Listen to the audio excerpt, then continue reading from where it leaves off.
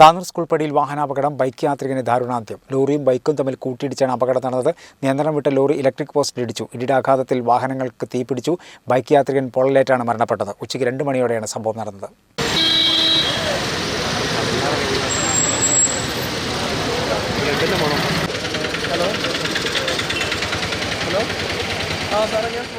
Tanur school പടിയിൽ ഉച്ചയ്ക്ക് 2 മണിയോടെയാണ് അപകടം നടന്നത്.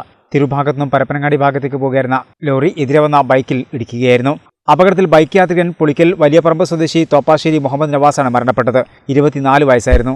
നിയന്ത്രണം വിട്ട ലോറി സമീപത്തെ ഇലക്ട്രിക് പോസ്റ്റിൽ ഇടിച്ചു. തുടർന്ന് വാഹനത്തിന് തീപിടിക്കുകയായിരുന്നു.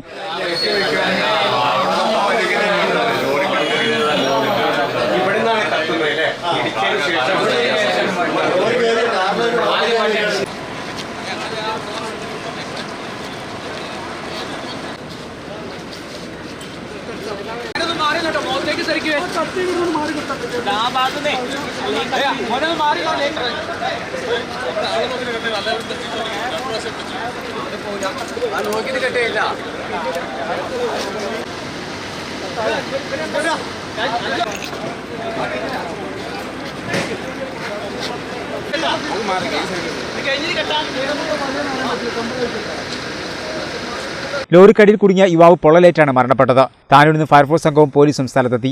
TDRF, ട്രോമാ കെയർ വളണ്ടിയർമാരും നാട്ടുകാരും ചേർന്നാണ് രക്ഷാപ്രവർത്തനം നടത്തിയത്. മൃതദേഹം ജില്ലാ ആശുപത്രി മോർച്ചറിയിലേക്ക് മാറ്റി. അപകടത്തെ തുടർന്ന് ഏറെ നേരം ഗതാഗതവും തടസ്സപ്പെട്ടു.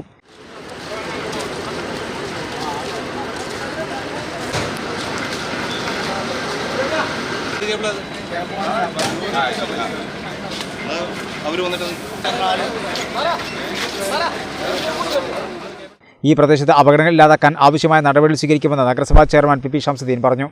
താനൂർ സ്കൂൾ പടിയിലുണ്ടായിട്ടുള്ള ഈ ദാരുണമായ അപകടത്തിൽ ഒരു വിലപ്പെട്ട ജീവനാണ് നഷ്ടപ്പെട്ടിട്ടുള്ളത്.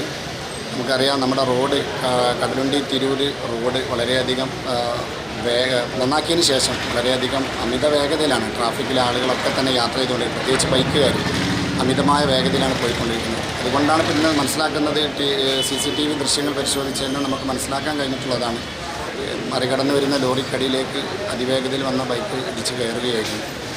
അപ്പോൾ ഇതിവിടെ മാത്രമല്ല, ഈ എല്ലാ വളവുകളിലും ഈ ആളുകളൊന്നും തന്നെ ഒരു കെയർലെസ് ആയിട്ട് അശ്രദ്ധയോടുകൂടിയുള്ള ഡ്രൈവിംഗ് ആണ് ഇതിൻ്റെ പ്രധാന കാരണം. മാത്രമല്ല, നമുക്ക് ഈ വർക്ക് പൂർത്തിയായതിനു ശേഷം ഇതുവരെ ആ സിഗ്നൽ ബോർഡുകളോ അല്ലെങ്കിൽ അതൊന്നും മറ്റേ ക്യാമറകളൊന്നും പൂർണ്ണമായി ഒരു ആക്റ്റീവായിട്ടില്ല.